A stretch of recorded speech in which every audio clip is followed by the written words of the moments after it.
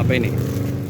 Inilah video amatir saat tim ubur-ubur Sat Narkoba Polrestabes Makassar menangkap pelaku pengedar narkoba.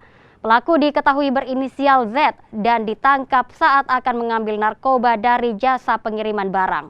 Setelah diperiksa, polisi menemukan narkoba jenis baru, jenis LSD sebanyak 105 lembar.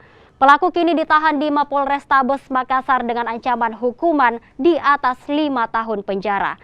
Sementara polisi masih mencari 2 orang pelaku lainnya.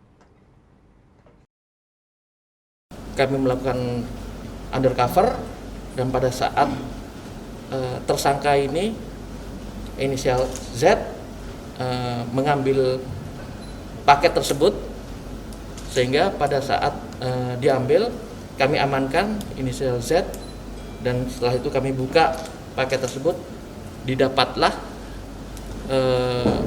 narkoba jenis LSD seperti ini. Jadi yang kecil-kecil ini dibuka sedikit, ditempel di lidah,